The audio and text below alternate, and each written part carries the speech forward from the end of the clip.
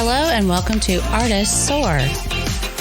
This is a podcast for artists by 3 artists. We discuss all aspects of being artists, the good, the bad, and the ugly. The goal of each podcast is to provide solutions so artists can focus on their creativity and soar above. I'm Rachel Harshenko. Jules McCullough. Stephanie Weaver. Carol Burnett once said, "Words, once they are printed, have a life of their own."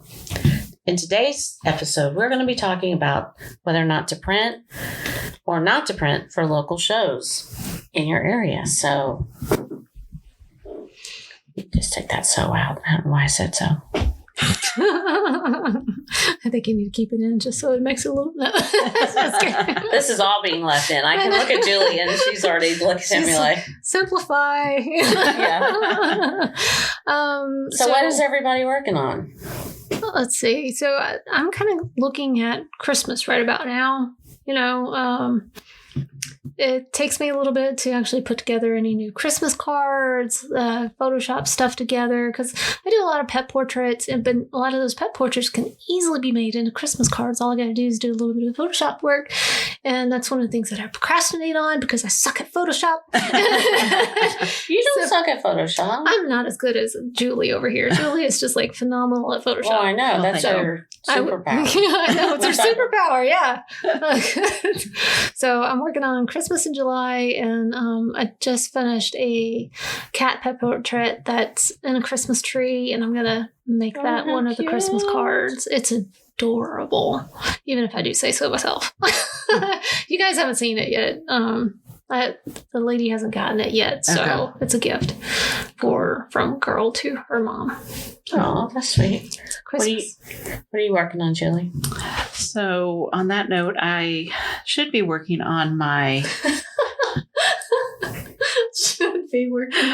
should be working on my my Advent calendar and getting that started. Oh, we love your Advent calendar. Yeah, God, that's so much work. I know. I need to get on top of it and actually start organizing it now so that I don't have to do it at the last minute. I like your Advent calendar. So the Advent calendar idea is basically you do... there you go. Yeah. So I do a quote every day for the month of December, and then you have to check the Advent calendar every day, but I give away either like an art print or a downloadable of some sort. If I open my shop back up, I will give away a coupon to the shop. Well, your shop, they could come to the studio. Right. They could get a coupon at the studio. There's little gifts in there throughout the month. Yeah. But most of it is just, reminders of the season and spreading kindness and bringing joy to people is really what it's about. The Advent calendar. It's really cute. But it takes a ton of planning. It does, but you can find it this December at www.juliemstudios.com. That's correct. And I want a copy of it. It's too much. It's a lot. Oh my God, it's so much. It's so cute, though. It really is. Yeah. It's really actually hard to come up with the quotes and everything appropriately for the month. Mm-hmm. Well, you're getting such a leap on it this year. Yeah, because I did not get a good leap on it last year, and I fell behind on it, and it only went about half of the month because it's so much work, and I didn't start it soon enough. Started it in September, and I should have started it in July, and yeah. Well, I just wonder too, is do you really need to do rework on it, or can you just use what you used last year? Well, I already have what I have for last year. Yeah. Some of it. I don't have it all planned out because I didn't plan far enough in advance for it last year, but I'm going to reuse some of what I did last year. Yeah. Good. Yeah. But you have a lot of new stuff too, which will be fun. Mm-hmm. Yeah.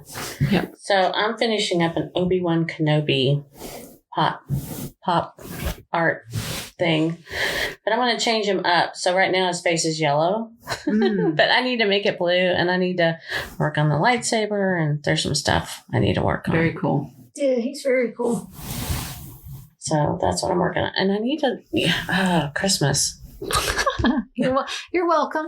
I know. Everybody Let me else just put out that there, on. you're Yeah, everybody who's listening is like, oh, yeah, Well, Christmas. in Positive Painters, you can go sign up for the July challenge, which is Christmas in July. Okay. Yay. Very Yeah, cool. I'm trying to get people prepared for the Christmas, the fourth quarter. Yeah. Fourth quarter push. Yeah. We got to do it now. Yeah.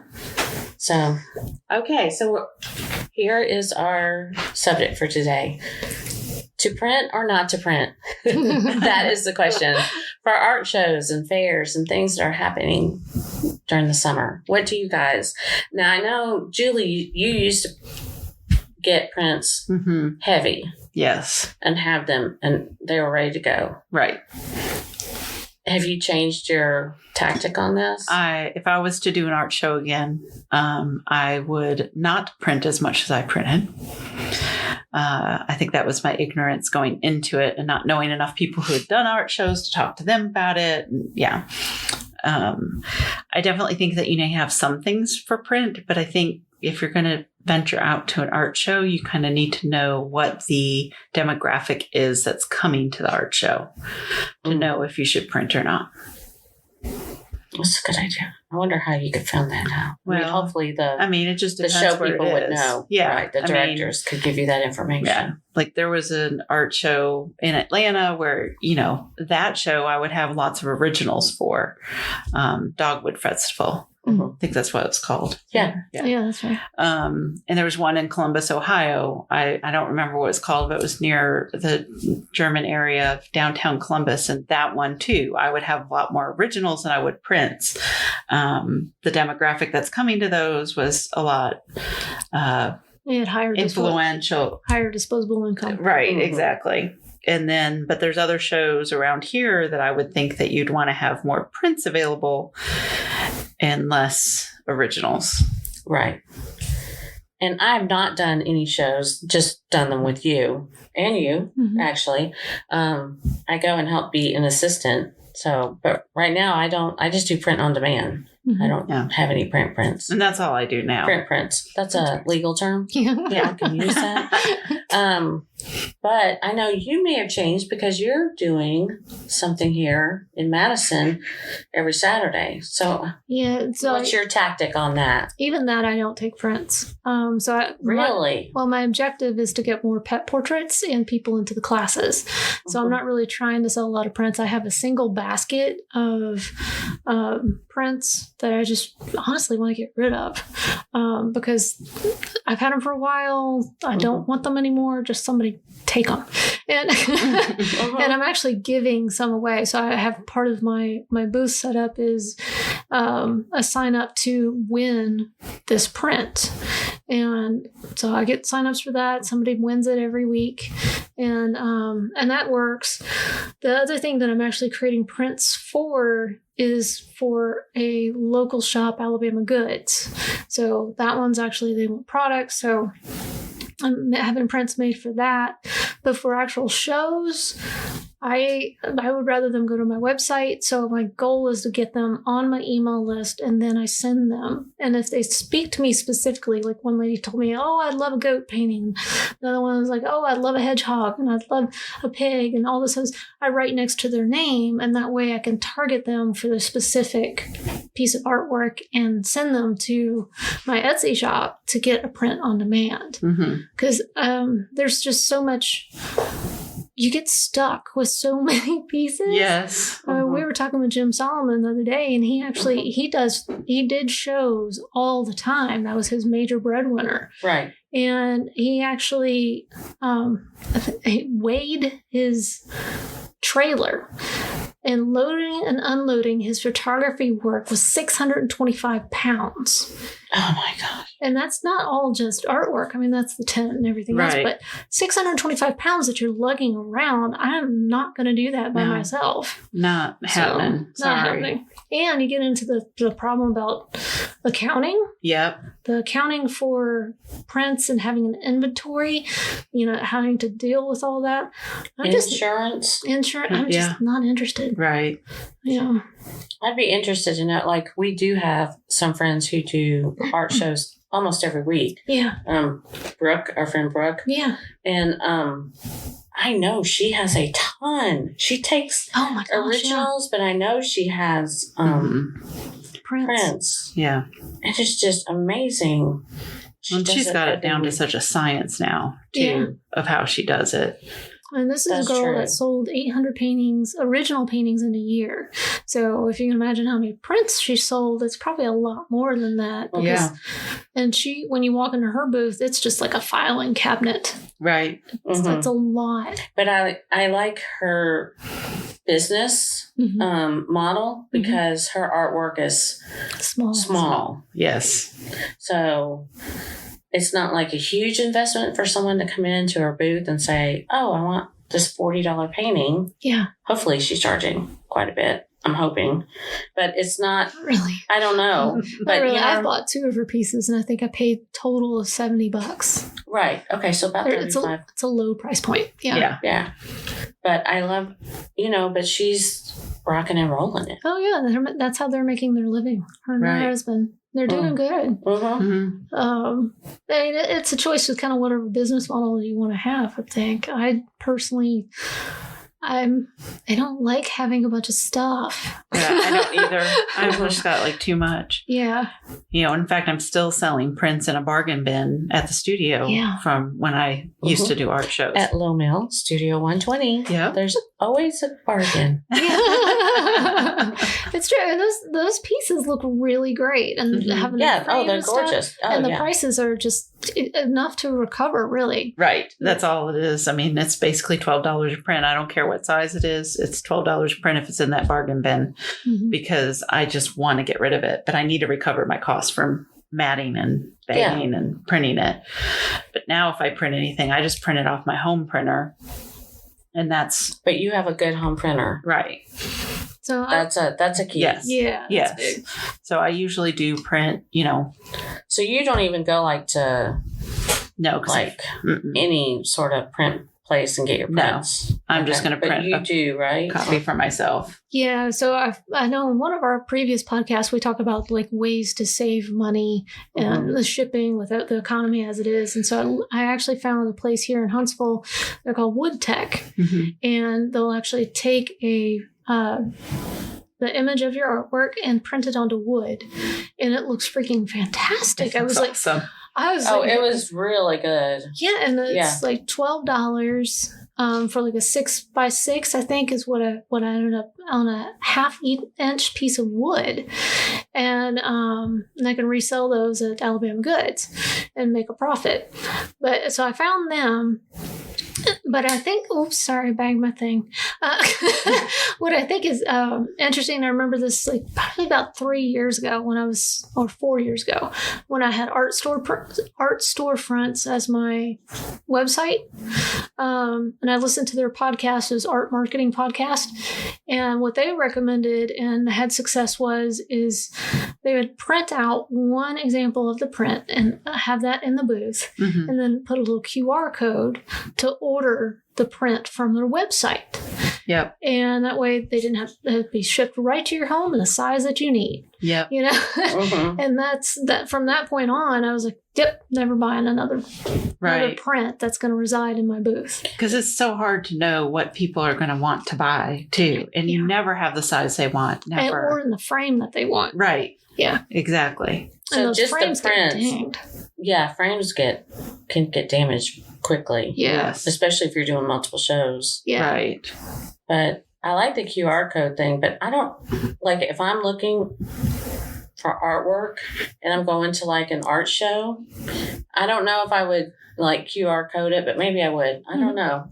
I mean, the booth person could facilitate the whole thing. Right. And they can enter everything for them. And, and just say, hey, you're getting in 3 to 5 days. There you go. Yes. You don't have to carry anything around. Yeah. Right. See, that's good. Yeah. Yeah, it's really nice.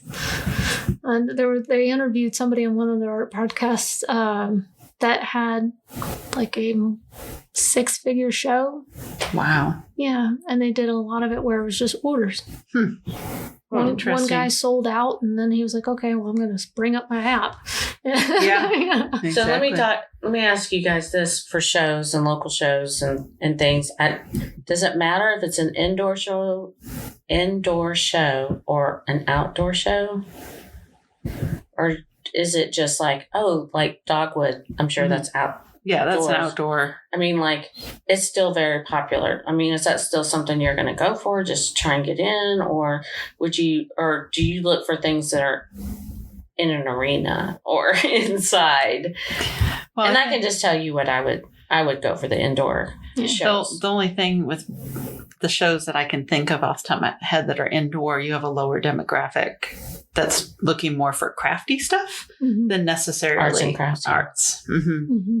Yeah. I would agree with that. Yeah. I mean, that's the problem with finding a fine art show. Mm-hmm. I don't think you're going to find one that's indoors that's going to be of that. Isn't that funny though? Because you have like fine art, but you're going to sell it outside in the elements. Right, I know, right? But people are used to going to art shows, and that's kind of the expectation. They're typically outdoors. They're typically in the spring and the fall. It doesn't matter what part of the country you're in. That's where they typically are, and that's where you're going to see more of the originals. But it is kind of crazy.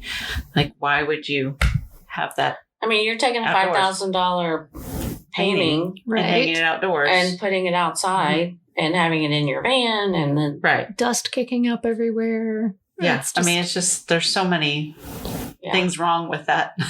But I mean, I was just I guess you have like arts and crafts or fairs, and that would be indoors, but then you think farmers market locally, we have Green Street and everything, and that's outdoors. Right. I don't know. Yeah. But see, like, that's a show that I have prints at versus originals. Yeah, because it's people walking around with like $20, $30 in their pocket ready to go. Yeah. And when people typically go to an art show, I think they're either looking for originals or they're looking just to look. Mm-hmm. They're not, just walking around with $20 in their pocket. Mm-hmm. So, I don't know. Are you finding it's worth doing some shows this summer?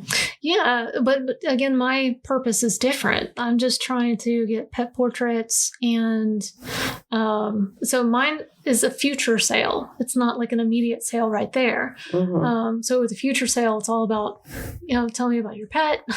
And, if you're interested, sign up on my newsletter. And what I'll do is I'll contact you about the next steps for your pet portrait. Or if they're interested in the art, I have a newsletter. and then I'll also tell them in the next newsletter, I'll talk about the piece that I'm going to release next week. And so you can get a sneak peek at that. Mm-hmm. And, that's my whole purpose. If I paid for when I did the Montesano shows, I did take prints, and my purpose for the prints was to recover the amount that I paid for the booth. That was the only purpose, but I was still pushing, I want pet portraits and such. Right. So, I think it just depends on what your purpose is. Yeah, I think that's a key question to ask is, what is the purpose to the art show? Am I trying to build my email list? Am I, trying to recover the cost of the show? What am I trying to do? And you really do need the information about the demographics, don't you think? Yeah. Oh, definitely. And that was something that I did email the people about, like, what's the average price point?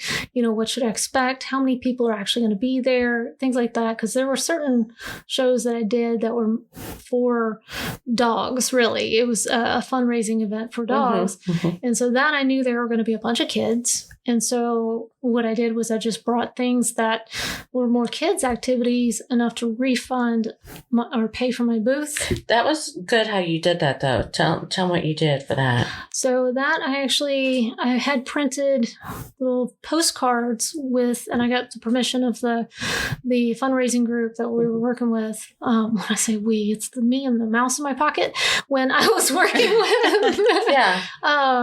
I drew out like a tiger and a flamingo and a giraffe, and I had them printed onto little postcards that had the title of the event.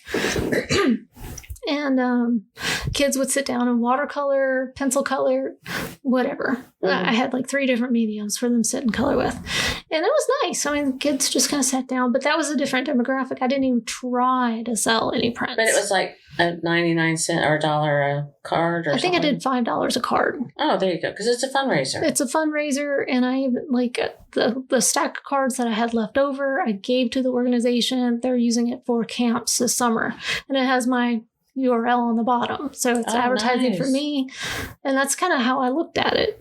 It's some of the shows you're just going to get your name out. Yeah. That's a good idea, though. I thought that was a great marketing idea. Marketing. Yeah. No, that was brilliant. And I think that's really what it boils down to, if you print or not, is the demographics, why you're there, you know, because the likelihood of recovering all the money for that show for those prints is slim if you print too many. Right. And so if there's other alternatives that people could engage with and still purchase, then that may be a better option than necessarily investing in all the prints. So what if you're doing like, you know, more than one show? Do you, I don't know, like you're a first timer, would you order more prints, do you think? I mean, like, kind of divide it up. You're like, okay, I do 10 prints here, 10 prints there. I don't know. I mean, for first timers out there, like what would be a good recommendation? I would actually research the show and find other artists that have been there that are similar to you that have done and contact them. Yes. Yeah.